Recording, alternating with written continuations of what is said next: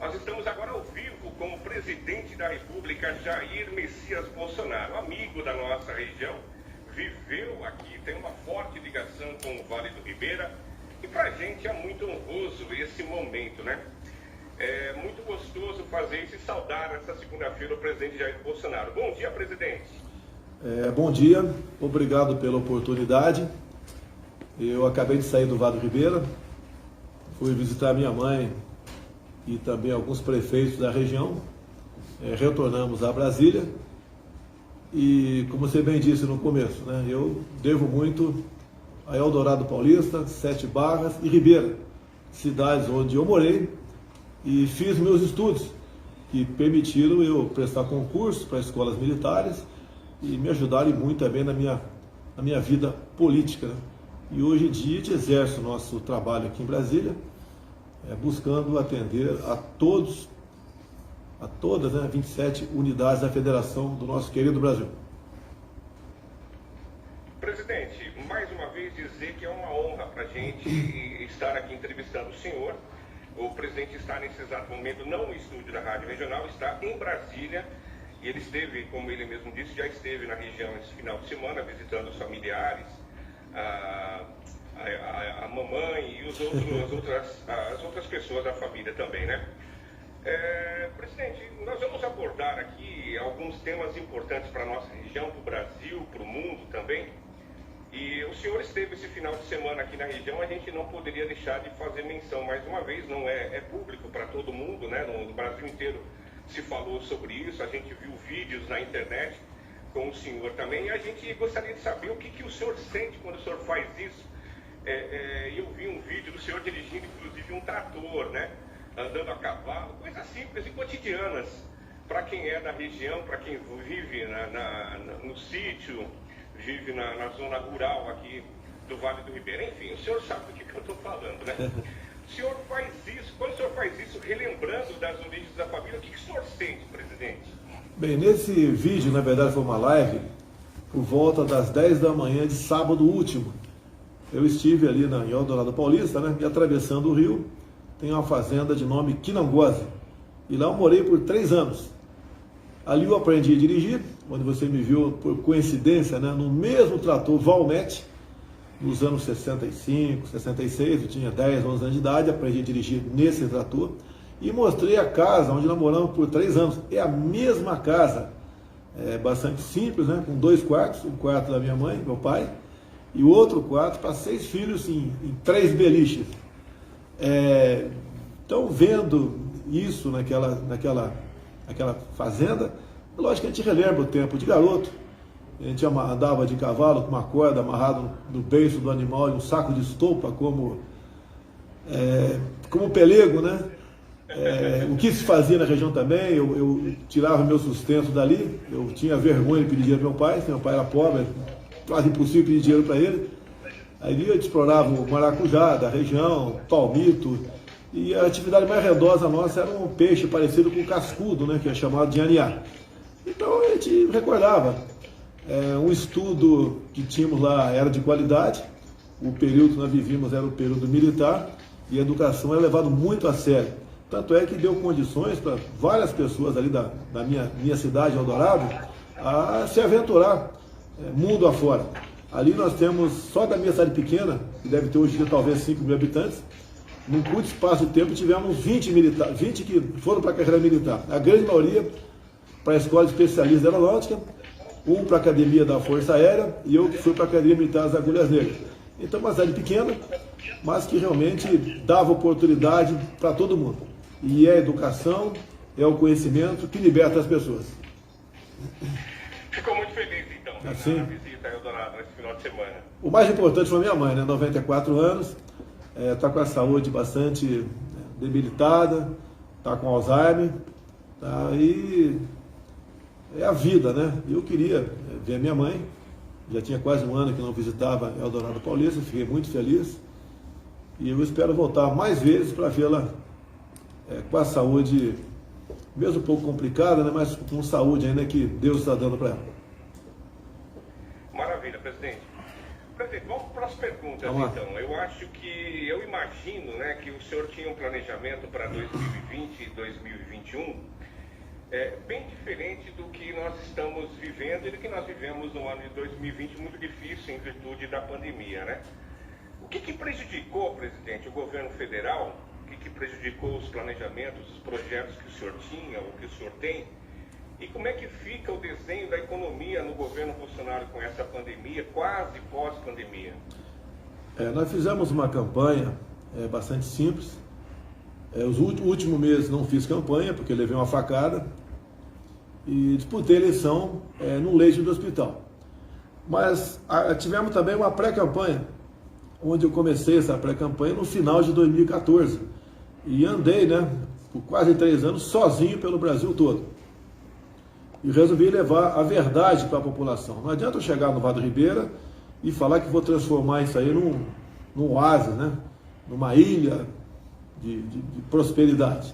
Chegava na região, eu estudava o potencial da mesma e dizia como a gente poderia mudar aqui. Bem, começamos em 2019, peguei um Brasil arrebentado, né, ética, moral e economicamente, e fomos aos poucos melhorando. Terminamos 2019 com o país indo bem, recuperando a economia, e daí entramos em 2020, lamentavelmente, com a questão da pandemia. A pandemia que pegou o mundo todo de surpresa. E daí tudo mudou, né? Com a política de fique em casa, a economia a gente vê depois, com muitos governadores decretando lockdown, toque de recolher, confinamento, vimos que ia ter uma perda enorme dos empregos formais, com carteira assinada. Então investimos bastante para combater isso, com 2 programas, né? O tal do BEM e outro chamado PRONAMP. Conseguimos então evitar demissões formais com carteira assinada. Tanto é verdade que, segundo o CAGED, nós terminamos 2020 com mais gente empregada do que o fim de 2019. Agora, na questão do emprego informal, foi um grande baque. Então, com essa política de governadores, né, de obrigar o povo a ficar em casa, os informais, que eram aproximadamente 40 milhões de pessoas no Brasil, perderam praticamente toda a sua renda. São aquelas pessoas que na informalidade vendiam um churrasquinho de gato na praça, água no sinal, fazia aí trabalho de cabeleireiro, manicure, uma série de atividades que as pessoas então faziam, né, mas não tinha carteira assinada. Então, como foram obrigadas a ficar em casa, perderam praticamente toda a sua renda. Nós lançamos o programa do auxílio emergencial. Só em 2020, né, nós gastamos 320 bilhões de reais com auxílio emergencial. É uma cifra bastante grande, né? Só para o estado de São Paulo, foi uma fortuna aí, baseada de aproximadamente Brasil, São Paulo, 61 bilhões de reais foram para o estado de São Paulo. Para o Vale Ribeira foram 840 milhões de reais. Então, uma importância bastante grande, isso pesou e, obviamente, atingiu o orçamento. Com essa política do fica em casa também veio a inflação, né? Vocês leram muito bem, né? Fica em casa, a economia te vê depois. Estamos vendo a economia agora com inflação que está na casa de 7% no Brasil. Trabalhamos para ver se diminui essa inflação, mas digo a vocês, o Brasil foi um dos países que menos sofreu na questão da economia no tocante ao vírus, que pese a política adotada pela grande maioria dos governadores de obrigar a população a ficar em casa. E agora estamos novamente, né, iniciamos aí 2021, criando aproximadamente 250 mil novos empregos por mês. Estamos indo bem na questão da economia formal, mas a informal ainda deixa a desejar. Esperamos com a questão das vacinas, né, que o governo federal comprou vacina para o Brasil todo. O governo federal comprou vacina, inclusive para São Paulo. Nenhum governador gastou um centavo com vacina. Nós compramos vacina para o Brasil todo. Já distribuímos 215 milhões de doses em todo o Brasil. Só para São Paulo, nós distribuímos 48 milhões de doses. Vado Ribeira, aproximadamente 400 mil doses. Então, com essa política de vacinação que o governo investiu lá atrás, O governo sempre esteve na frente nessa questão, tanto é que nós devemos concluir a vacinação dos adultos acima de 18 anos de idade na frente do que o próprio Estados Unidos, que produz a vacina também. Então o Brasil foi muito bem nessa área, né? Nós investimos, assinamos contratos no ano passado, porque não tinha vacina para ser comprado no ano passado, e alguns falam que devia ter comprado o ano passado a Pfizer. O contrato da Pfizer era para entregar ao longo de 2021, não era entrega imediata, e tinha uma cláusula no contrato que era bastante grave, que a população tem que tomar conhecimento, porque dificilmente chega na ponta da linha. Um dos itens do contrato com a Pfizer, da vacina, era o seguinte: não nos responsabilizamos por qualquer efeito colateral.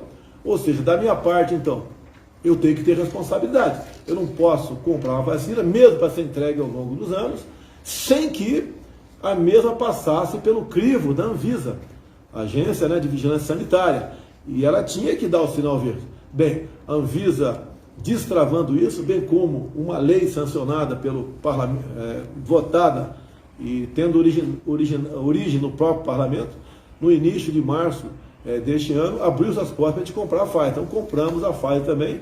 E o contrato do ano passado era para 100 milhões de doses. O contrato para esse ano, né, com as novas negociações feitas pelo governo federal, receberemos até o final do ano 200 milhões de doses da Pfizer. Então o Brasil, nesse quesito, em relação aos demais países, está muito bem.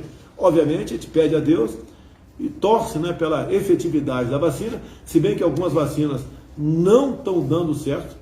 Tem uma chinesa aí que, gente, tomou a segunda dose, está se infectando, está morrendo, não é pouca gente não. A gente espera que a Anvisa dê uma resposta para isso, né? O próprio Butantan dê uma resposta para isso, que a população tem direito de saber da real efetividade da vacina que está tomando. Maravilha, presidente. O senhor já adiantou alguns assuntos em relação ao combate à pandemia. A vacinação, o Brasil ele já vem despontando aí como um dos países que mais vacina no mundo, até mais com os países, mais do que alguns países chamados de primeiro mundo, ou dos países mais ricos do mundo, né? E o Brasil investe muito na vacinação e já desponta como um dos países que mais vacina, como o senhor mesmo disse. Qual é a previsão do senhor, da equipe, do governo, a previsão mas da volta à normalidade, não aquele novo normal, da modalidade mesmo, aquela modalidade, aquela normalidade de a gente poder sair na rua, da gente ir na praça, da gente ir na praia, de aglomerar, entre aspas, né, que esse termo aglomeração veio agora na pandemia, mas a gente prefere usar uma palavra que é muito melhor, que se confraternizar, se abraçar. Como é que o senhor vê esse momento que nós estamos tendo, assim, uma luzinha no fim do túnel do pós-pandemia? O senhor acha que essa normalidade demora muito? Como é que está a previsão do governo, a previsão dos líderes mundiais, que o senhor deve ter contato também? O que se fala nesse meio, presidente? Esse novo, não novo normal, uma normalidade mesmo, total e plena. Alguns países do mundo já adotaram isso que você está falando aí, liberou geral, né? Eu pedi um estudo para o nosso Ministério da Saúde. Hoje vamos reunir com o ministro Queiroga e para nós darmos uma solução para esse caso.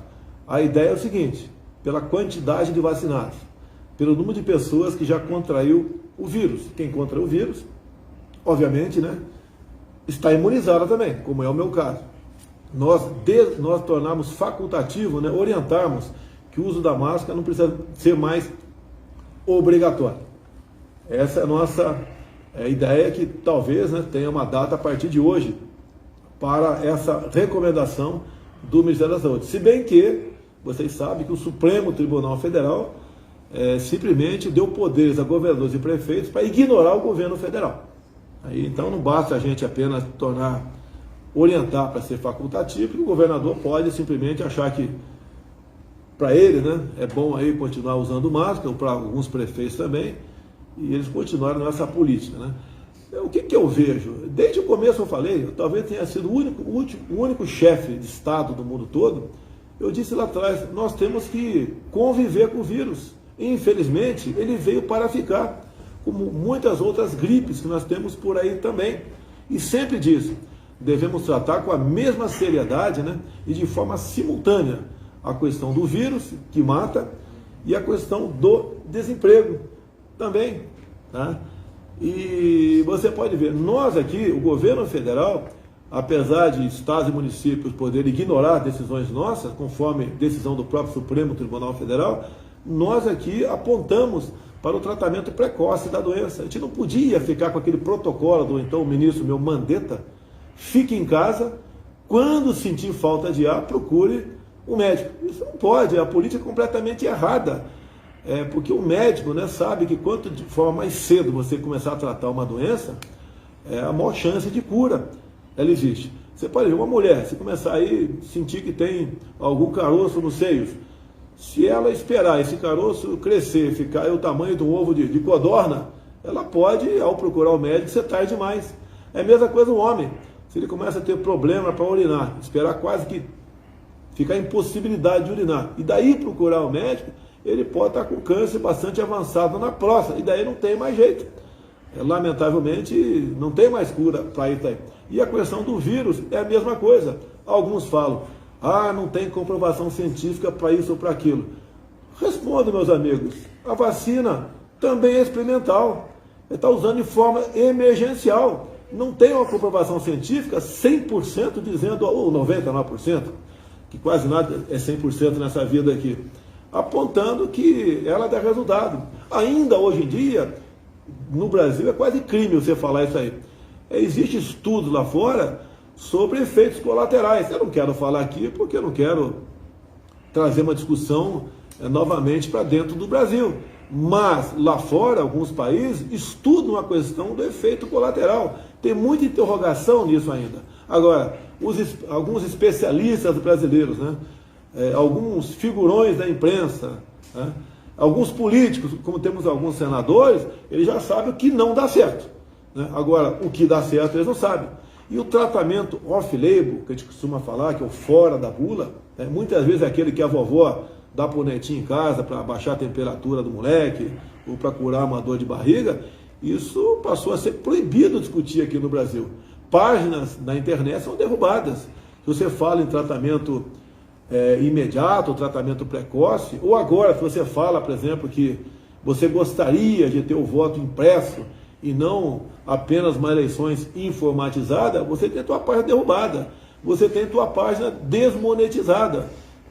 O Brasil cada vez mais avançando por parte de poucas pessoas, de um poder, rumo à censura, rumo a aquilo que nós não queremos, né? O cerceamento da nossa liberdade de expressão. E terminaria essa questão do tratamento inicial. Pela primeira vez na vida, eu fiquei sabendo, né, vi aqui no Brasil que, no caso de uma doença como a Covid-19, né, a pessoa tem que sentir falta de ar, tem que estar internada no hospital para se começar o tratamento, e não começá-lo imediatamente. Digo a vocês, tive o vírus, tomei aí um remédio para malária, no dia seguinte estava bom. É isso aí. Presidente, nós temos aqui no meio dessa pandemia, para frente, da metade para frente, a gente viu uma alta nos preços de alguns produtos. E alguns até são, digamos que são abusivos, né? No caso, o gás de cozinha, carne, leite. Existe alguma ação combustível, né? Ontem eu vi uma notícia, inclusive, dizendo que já tem uma cidade no Brasil vendendo gasolina a R$7. Existe uma ação do governo para melhorar o acesso da população para esses itens, prefeito, o presidente?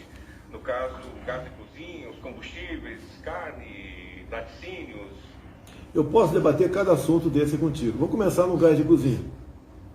O que eu fiz? A média no Brasil está R$130 o botijão de 13 quilos. Realmente é um preço absurdo. O que eu fiz? Eu zerei os impostos federais no gás de cozinha. Zerei. Não tem imposto federal no gás de cozinha. Bem, quanto custa um botijão de gás lá na origem? Lá quando ele é engarrafado? Você não pode comprar, mas o vendedor compra a R$45 o botijão de gás. R$45. Eu gostaria que um governador, pelo menos, eu conversei com o governador do estado do Amazonas, Elício Dalcase, mas um governador do Brasil, temos 27 governadores, que fizesse o mesmo que eu fiz. Ele poderia, no seu estado, zerar o ICMS, que pesa bastante no preço do gás. Cada estado cobra um percentual. Então, eu não sei, por exemplo, quanto São Paulo está cobrando, mas como regra, é um dinheiro considerável. Vamos supor que São Paulo aí zere o ICMS do gás. Então, além dos R$45, você teria na ponta da linha para pagar o frete de quem levasse o gás lá da engarrafadora até o seu município e depois a margem de lucro do vendedor. Bem, se um governador qualquer zerar o ICMS, qual a proposta eu quero fazer junto com esse governador? Eu quero permitir a venda direta do botijão de gás. O que é a venda direta? É exatamente aquilo que apresentamos em forma de medida provisória para o etanol. Então, o etanol hoje, com a medida provisória está em vigor, as usinas podem vender para o posto do lado, a 10 km, 20 km de distância, diretamente. Hoje, o que acontece? O caminhão-tanque pega o etanol na refinaria, às vezes anda 300 km até uma distribuidora e da distribuidora volta 300 km para um posto 2 km ao lado da usina. A gente chama de etanol turista. Ele anda 600 km para chegar no mesmo lugar. Obviamente, você descontando o preço do frete desse álcool, ele vai diminuir bastante na origem, no posto de combustível do lado. Então eu quero, a hora que aparecer um governador que zere o ICMS, eu quero propor, junto com esse governador, a venda direta. Ou seja, por exemplo, você mora num condomínio aí em Registro, que tenha 100 casas, está fechado, e usa a botijão de gás. O que você pode fazer todo mês? Reúne, né? O síndico reúne o pessoal e fala, ó, nós vamos pagar um caminhão para buscar aí 100 bujões de gás amanhã para vocês. Quanto custa o frete? Vai ser barato. Tá? Que é vaquinha, você se reúne lá, e não vai ter, você vai pagar apenas o frete, não vai ter a margem de lucro do distribuidor. Então você pode tranquilamente ter botijão de gás a 55, 60 reais, metade do preço dentro do seu condomínio. Então a gente pode baixar metade o valor do gás. Tem maneira? Tem. Agora, dificilmente você vai achar um governador que tope zerar o imposto do gás de cozinha. Repito, se o governo de São Paulo zerar o imposto de gás de cozinha, nós podemos juntos fazer com que o preço do gás passe para metade do valor. Isso atende a população. Não é vale gás. Muitas vezes o pessoal quer que eu faça aqui. Se tiver que fazer, eu até faço. Mas antes do vale gás, seria muito, mas muito mais barato zerar o ICMS do respectivo estado e permitirmos a venda direta ao consumidor do mesmo. Algumas semanas atrás, eu recebi uma visita de uma pessoa, né, de uma família, né, com 4 ou 5 pessoas, e uma mãe de família, presidente, ela me pedia R$10 para comprar um frasco de álcool. Aí eu perguntei, está faltando álcool para higienizar as mãos? Ela falou, não, eu vou fazer aquela verdadeira mágica que uma mãe de família, um pai de família precisa fazer. Eu sou moradora do bairro Vila São Francisco, aqui na cidade de Registro, e eu não tenho gás de cozinha e meus filhos estão com fome e eu preciso, juntou uma latinha, pegou uma latinha, colocou 4 preguinhos embaixo, quem é da construção civil sabe que é isso. Sim. E colocou o álcool e botou fogo no álcool para fazer comida para os filhos. Isso eu vi aqui de perto. Então eu imagino que, não só aqui no Vale Ribeira, mas em muitas cidades do Brasil, sim, acontece esse tipo de dificuldade no meio das famílias. Mas vamos lá. Nós entendemos perfeitamente essa informação, inclusive o senhor sempre fala, a gente já entende, eu pelo menos entendo dessa forma a questão dos impostos para baixar o preço da mercadoria, enfim. Presidente, quando o senhor venceu as eleições, após a confirmação naquele domingo à noite da eleição do presidente Jair Bolsonaro, aqui no Vale do Ribeira, em específico, porque nós moramos aqui, criou-se assim uma grande euforia. Puxa, agora nós temos um presidente da República que é nosso, que é filho do Vale do Ribeira, que mora lá no estado do Rio de Janeiro, mas a família mora aqui em Eldorado, Parque Miracatu, e enfim, pelo simples fato do senhor já ter vivido aqui, inclusive a família continua aqui, o senhor mesmo já disse, o senhor esteve aqui visitando a mãe, a dona Aulinda, esse final de semana, né? E eu gostaria que o senhor falasse assim, qual é a visão do presidente Jair Bolsonaro para com a nossa região. Nós já somos testemunhas de importantes obras aqui na nossa região, mas o que a gente pode esperar de ações do governo, da atenção do presidente Jair Bolsonaro para o nosso Vale do Ribeira, presidente, daqui até o mandato de 4 ou de 8 anos, no caso da reeleição do senhor? Alguns falam em levar a indústria para a região. Olha, a indústria vai para aí de acordo com o interesse da iniciativa privada. Eu não tenho como obrigar uma indústria a ir para o Vale do Ribeira. Nós sabemos que a vocação da região aí é a banana e tem uma vocação voltada para a área mineral muito grande. Agora, as áreas no passado foram quase todas demarcadas como de proteção ambiental. Então você quase não tem o que fazer na região, apesar de ser uma área bastante promissora pela topografia, por um mapa metalogenético, né, que tem a ver com as riquezas minerais aí da região. Você não tem como avançar nessa área. O que nós fizemos aqui? Tem 3 pontes sendo construídas na região. Uma em Eldorado, lá na região do Batatal, tem outra em Pariquera-Sul e outra em Itaoca. De acordo com os interesses dos respectivos prefeitos, que nos procuram, né, a gente dá devida satisfação a essas demandas, né? No mais ali, a gente não tem muito o que prometer para a região. Por exemplo, nós já inauguramos, né, um tiro de guerra lá em Cajati. A gente vai fazendo as coisas. Eu acho que precisava o Vale do Ribeira de um órgão do Exército Brasileiro aí. Muito bem-vindo à questão de Cajati. Escolas militarizadas. Não tivemos demandas da região. Poderíamos propor alguma escola militarizada. Tem um estudo que é feito aqui na educação para direcionar nesse sentido, que quer queiram, quer não, né? Quer os críticos queiram ou não, essas escolas têm dado uma resposta melhor para a garotada que estuda. Então, basicamente, é isso. Estamos à disposição. Agora, temos um orçamento bastante apertado também, não é porque eu queira, né? E não é por falta de arrecadação, não, que o Brasil arrecada, é um dos países que mais arrecada impostos. Mas temos uma dívida externa na casa dos 5 trilhões de reais. Temos uma folha de nativos e pensionistas quase trilionária também. E pagamos por ano mais de 1 trilhão para rolagem de dívida. Isso dá quase 3 bilhões por dia, dá para você imaginar, né? O orçamento dado Tarcísio, da infraestrutura, está na casa de 9 bilhões. 3 dias de encargo de juros e rolagem da dívida, é o orçamento total lá do Ministério da Infraestrutura. Assim não é muito diferente o Ministério do Desenvolvimento Regional, do ministro Marinho, que está patrocinando essas 3 pontes aí na região. Então você vê que as dificuldades são muitas.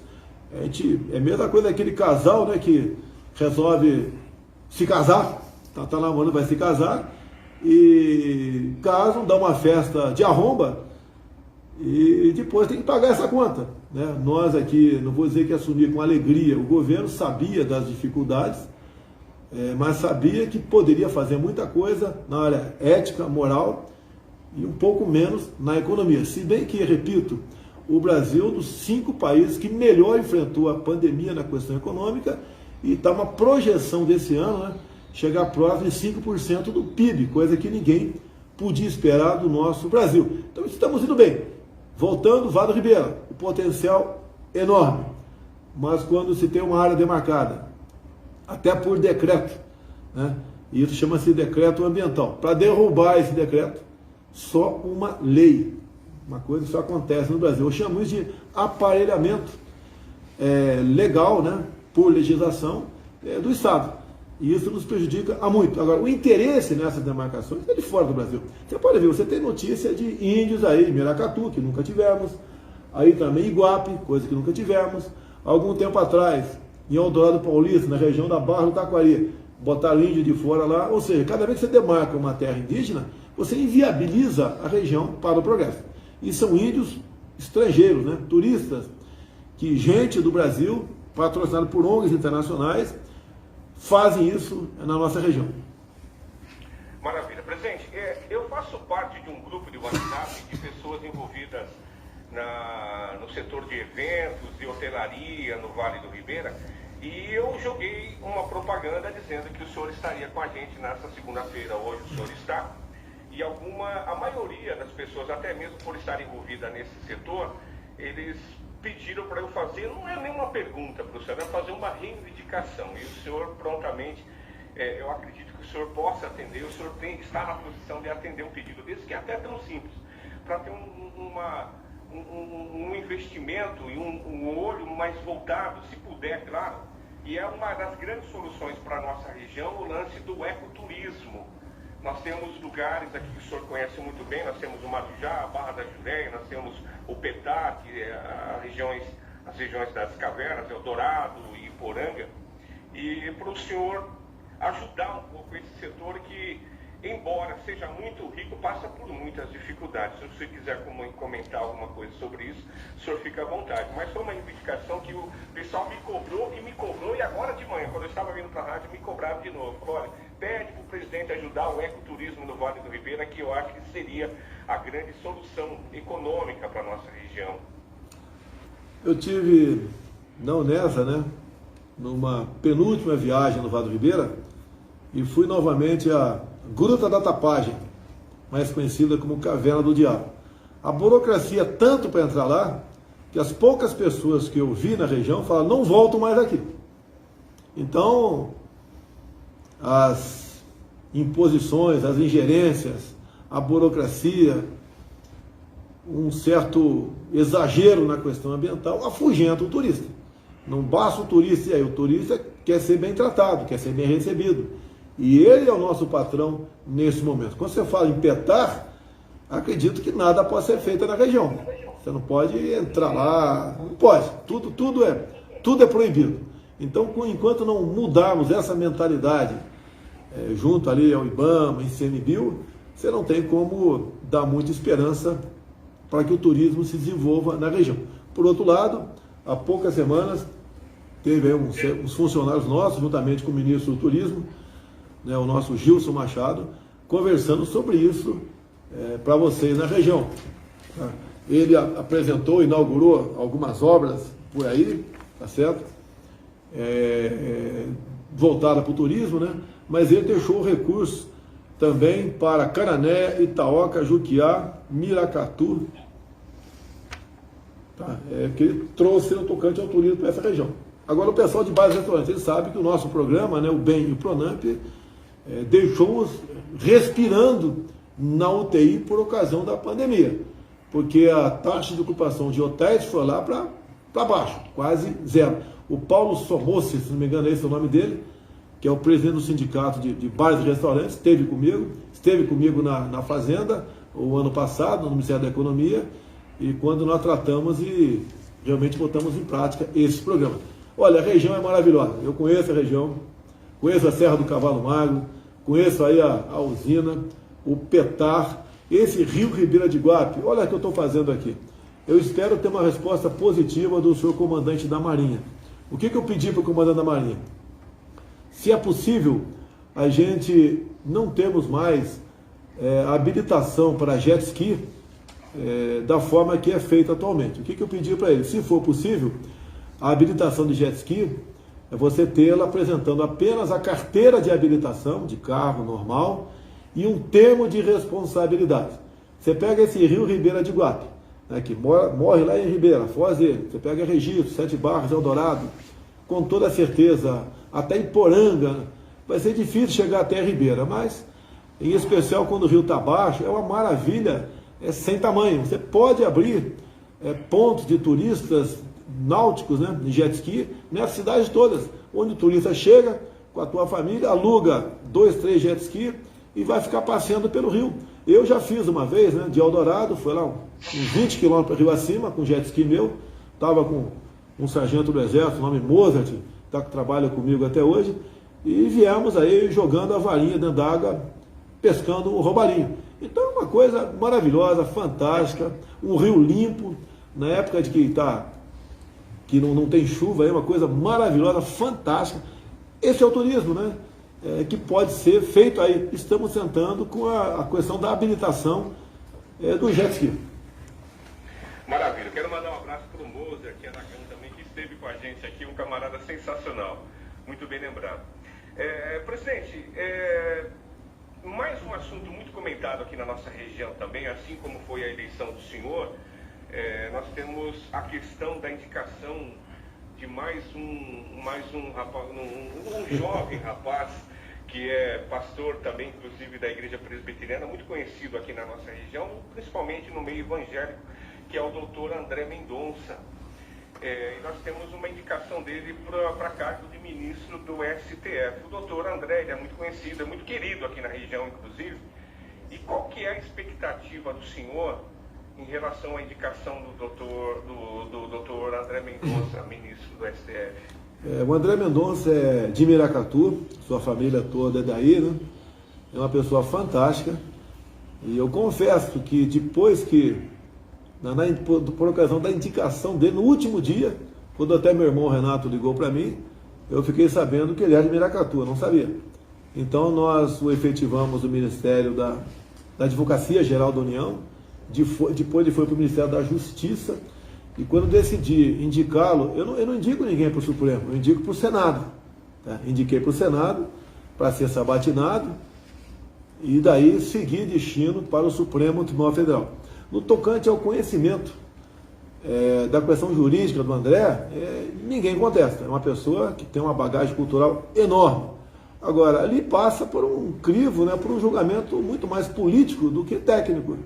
Então, esse problema é comum ali no Senado Federal.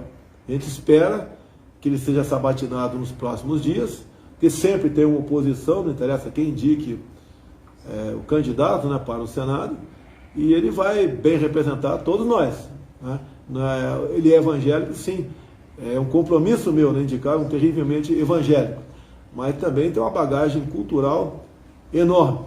E só para os evangélicos aí, né? O compromisso que eu pedi que ele assumisse comigo, e não precisava ter feito esse compromisso, ele falou sim, eu quero que toda a primeira sessão de cada semana, lá no Supremo Tribunal Federal, caso ele seja aprovado pelo Senado, ele comece essa sessão com uma oração. Que acredito que Deus sempre é bem-vindo em qualquer lugar. E o Supremo Tribunal Federal, com toda certeza, Deus vai fazer realmente muito bem aquela coisa. Amém. Presidente, eu me sinto muito à vontade aqui de perguntar isso para o senhor, até mesmo porque a gente vive uma democracia, a gente espera que seja uma democracia realmente. E assim, circula na mídia, circula nas redes sociais principalmente, esse ato em protesto a algumas ações do STF. E em especial no dia 7 de setembro nós teremos, pelo menos a população vem falando isso, vem falando sobre esse tema. No dia 7 de setembro nós teremos uma provável mobilização, um ato contra algumas ações do STF. Como é que o presidente Jair Bolsonaro se posiciona diante de um acontecimento igual esse? Eu pelo menos não me lembro se já aconteceu algum momento parecido com esse. Já tivemos mobilizações contra o governo, nós já tivemos várias nações do Brasil. Agora, no STF eu não me recordo, não sei se já teve na história. Eu acho que nós estamos vivendo uma história. No dia 7 de setembro, como é que o presidente Jair Bolsonaro se posiciona em relação a essa mobilização? Se é que nós vamos ter no dia 7 de setembro. Do que me acusavam que eu ia fazer, quem está fazendo são eles. Na verdade, é um ministro do Supremo Tribunal Federal. Você pode ver, ele foi o relator de uma ação lá no Supremo que deu amplos poderes para governadores e prefeitos. Que poderes foram esses? Governadores e prefeitos poderiam ignorar todos os incisos do artigo 5º da Constituição. Vou falar alguns. Direito de ir e vir. Governadores e prefeitos puderam decretar toque de recolher, confinamento, lockdown. Lá está garantido no artigo 5º o direito ao trabalho. Quando você obriga a ficar todo mundo em casa, o cidadão não vai trabalhar. Quem é empregado servidor, né, empregado público, aí não teve problema, o salário pingou todo mês.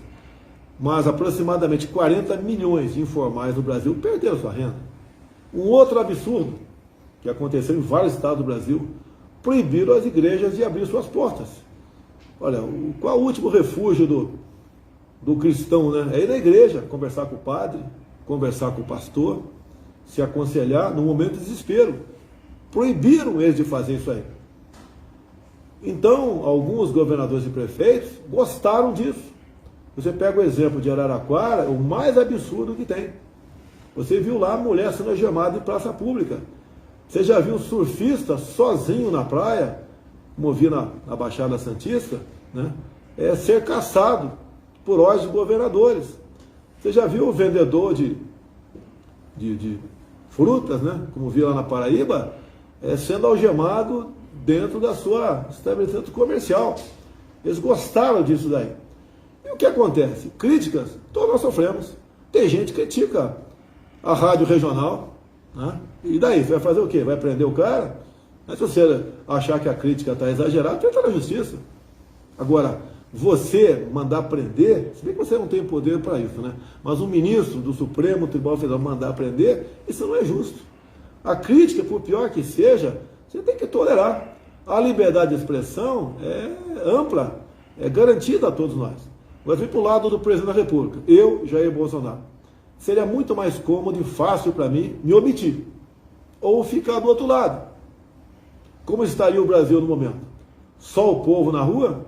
Será que continuaria indo com essas prisões que decretaram há poucas semanas, com desmonetização de páginas na internet?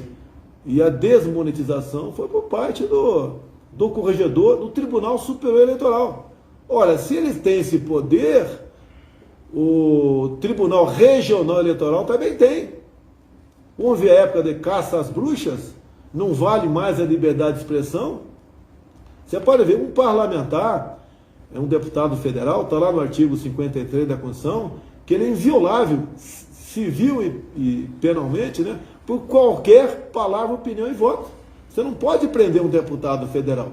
E foi preso há pouco tempo um deputado federal e continua preso até hoje em prisão domiciliar. A mesma coisa um jornalista, né? Ele é jornalista e é blogueiro, também continua em prisão disciplinar até hoje. Temos agora um presidente de partido. A gente não pode aceitar passivamente isso, dizendo, não é comigo, vai bater na tua porta. E fala uma coisa, já que você me deu liberdade aí, se o presidente da República fosse o Haddad, ele teria feito o que o presidente da Argentina fez lá no seu país, fechou tudo. E está lá o povo, agora já começa a fugir para o Brasil. Tem médicos argentinos que estão se inscrevendo para o Revalida aqui no Brasil. E já sabem que não vão poder continuar vivendo em paz na Argentina, assim como acabaram com a Venezuela lá atrás. Então o que eu, presidente da República, estou fazendo? Eu estou sendo convidado para esse movimento. E já falei que no próximo dia 7, né, pretendo estar aqui em Brasília por volta das 10 da manhã e por volta das 15h30 lá na Paulista. E o povo tem direito a se manifestar. Você pode fazer isso de acordo com o artigo 5º da nossa Constituição. O que não pode é o anonimato. O que não pode é o quebra-quebra, é a violência, é depredar agências bancárias, como o outro lado, o Antifas, né? A esquerda sempre faz. É afrontar os policiais, partir para a briga. Nós não fazemos isso. Nós somos do bem, somos pacíficos. E o que eles querem, pelo que eu estou sentindo? Esse pessoal que dia 7 vai estar nas ruas, e já que eu fui convidado, pretendo, sim, repito, estar aqui na Esplanada dos Ministérios, 10 da manhã, e por volta das 15h30 na Paulista. Eu quero que seja mostrada uma fotografia para o Brasil, para o mundo, que o povo está apontando para uma direção. O que o povo quer? Liberdade de expressão. O que o povo quer? O que é a alma da democracia? É o voto. O povo quer que você, ao votar, né, você tenha certeza que o teu voto vai para o João ou vai para a Maria. Não quer que, num quartinho secreto, meia dúzia de pessoas conte os seus votos. E você pode ver, eu fiz 2 lives. Na primeira fui muito criticado pelo TSE, que me respondeu, inclusive, online. Na segunda se calaram, que nós pegamos documentos do próprio TSE, onde deixei claro as provas que um grupo de hackers esteve por 8 meses dentro do Tribunal Superior Eleitoral. E daí veio a dúvida, né? Será que eles mexeram nos números das eleições de 2018? O que o TSE respondeu e assinou embaixo, assinou. Olha, os logs foram apagados. O que é log? É impressão digital. É a mesma coisa, tem um crime aí dentro de uma casa aí de registro, e quando vai a polícia para dentro da casa, né, já que o criminoso fugiu, e quando vê os copos lá, o dono da casa passou o pano nos copos, passou um pano na tampa da maçaneta da porta, ele pegou e gotas de sangue lá, ele lavou. Ué, mas como é que se fez isso aí? Isso chama-se obstrução da justiça, isso chama-se uma maneira de ocultar as marcas dos crimes cometidos naquela casa.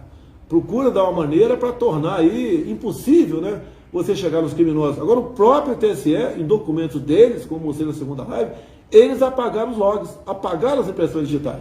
Então, o que nós queremos aqui? Queremos que tenha eleições no ano que vem, sim. Eleições limpas e democráticas. Isso é pedir muito? Isso não é uma maneira de dar uma satisfação para a população que cada vez mais nós queremos transparência por ocasião das eleições? E não justifica os argumentos, né, por parte que vem lá do presidente do TSE e do seu corregedor, punindo quem fale o voto impresso, desmonetizando parte dessas pessoas.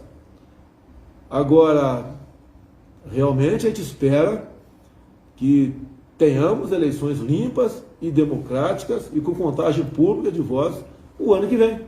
Não podemos conviver com essa suspeição. É isso que o povo quer. É por isso que eu estou ao lado do povo brasileiro. Repito, é muito mais fácil a omissão, né, ou ficar do lado dessas outras pessoas, dessas outras poucas pessoas aqui em Brasília. Maravilha, presidente. Eu acredito que o senhor tem uma agenda para cumprir, muito importante, como o senhor exerce esse título de presidente da República. O senhor tem uma agenda e essa agenda ela não espera, né? E eu gostaria de agradecer o senhor mais uma vez por essa oportunidade que o senhor nos dá nessa segunda-feira. Gostaria de dar um testemunho aqui da gente aqui da Rádio Regional, que nós ficamos por um período muito grande com documentação da rádio, até mesmo engavetada em relação à migração à AM/FM. Isso veio para a gente num momento no ano passado, que através do governo do senhor, parece que o negócio andou assim, o que estava travado andou, o que estava engavetado andou. Então nós gostaríamos de agradecer ao Ministério das Comunicações, agradecer ao senhor, agradecer toda a equipe, desde o menor até o grande, e enfim, agradecer por esse momento que nós vivemos aqui na Rádio Regional, que é um momento tão importante de uma emissora de 1979 e que praticamente nos últimos anos meio que quase morreu. E ela voltou a reviver e voltou ao seu local de destaque na região. Hoje nós temos uma audiência enorme e eu gostaria de agradecer ao Ministério das Comunicações, à Anatel principalmente também, ao senhor, ao presidente da República. Muito obrigado por essa oportunidade que nos dá, e o senhor, o governo, ele faz valer a lei. Então nós agradecemos mais uma vez essa oportunidade, não poderia deixar passar em branco essa oportunidade. Agradecer em nome de todos os ouvintes da Rádio Regional, da equipe, da diretoria da Rádio Regional. Hoje nós estamos em FM 91.5, graças a Deus, com uma audiência muito grande. E nós gostaríamos de nos colocar também à disposição do senhor, à disposição da presidência, dos ministros, das secretarias, e em virtude de tudo que possa vir a acontecer, notícias que porventura sejam importantes serem dadas aqui para a nossa região, nós colocamos esse veículo que é o rádio à disposição do senhor, presidente. E eu acho que é isso. Muito obrigado mais uma vez pelo carinho do senhor com a nossa região. E eu gostaria que o senhor deixasse uma mensagem para o Vale do Ribeira, né? O senhor está falando para toda a região. Nós temos aqui números expressivos da audiência nesse momento através do nosso site, onde a gente consegue monitorar. E eu gostaria que o senhor falasse à população do Vale do Ribeira, saudasse a população do Vale do Ribeira, que estiver no coração do senhor aí, e desejar ao senhor toda a sorte do mundo e que Deus conceda ao senhor toda a sabedoria ainda maior que o senhor tem já, e a sabedoria de Salomão e a maneira de governar que o senhor já tem, e que o senhor venha a ter mais ainda sabedoria da parte de Deus. Gostaria de agradecer de coração, presidente. Eu peço para ele, né, mais que sabedoria, coragem também para tomar decisões, porque não é fácil. Dizia a vocês que, em delação premiada, o senhor Antônio Palocci falou que toda a administração pública foi loteada para partidos políticos, exceto o Banco Central. Nós não fizemos isso, tivemos a coragem de indicar ministros técnicos. Até eu peço, quem está nos ouvindo, né, se tiver alguma dúvida sobre o nosso governo, veja o perfil dos nossos ministros e veja os perfis dos ministros que nos antecederam. Estamos há 2 anos e 8 meses sem uma única denúncia de corrupção. Se porventura aparecer, né, nós seremos os primeiros a facilitar a investigação e punir, né? Nós não punimos ninguém, mas para que a justiça cumpra o seu papel. Isso não é virtude, isso é obrigação. Então, nós não buscamos criar dificuldades para vender facilidade. Quando você fala isso de rádio, sempre existiram os lobbies aqui. Conosco não tem lobby para absolutamente nada. Quando você lembra lá atrás, né, era MP, depois passou a ser Lei da Liberdade Econômica. Hoje, um cidadão qualquer entra com o pedido de alvará para trabalhar na prefeitura da sua cidade. Se em 30 dias não sair essa autorização, fica sendo uma aprovação tácita. Ele pode começar a trabalhar e exercer a sua atividade. Isso, em alguns municípios, era uma maneira de arrancar dinheiro do povo. Corrupção, passar a mão no cidadão que quer trabalhar. Nós mudamos completamente isso daí. E quem cria emprego é iniciativa privada, não somos nós, governo federal. A gente só cria emprego quando abre concurso, né, ou cria cargo em comissão, coisa que nós não fizemos, muito pelo contrário. Quando assumimos, eliminamos 20 mil cargos de comissão. E os concursos, só basicamente os essenciais, como abrimos 2.000 vagas para a Polícia Federal e 2.000 para a Polícia Rodoviária Federal. No mais, o que nós fazemos é obrigação da nossa parte e fazemos tudo possível para ajudar o Brasil a vencer esse momento que já era difícil, que foi agravado por ocasião da pandemia. Muito obrigado a todos, o Vado Ribeira, obrigado à Rádio Regional por esse momento. Eu que agradeço a vocês e estou muito honrado em poder ter participado por alguns minutos no programa de vocês. É isso aí. Bom dia, presidente. Bom trabalho. Muito bom falar com o senhor. E leva um abraço também para todos que estiverem envolvidos nessa transmissão, principalmente o pessoal da SECOM também, muito atencioso. Obrigado mais uma vez.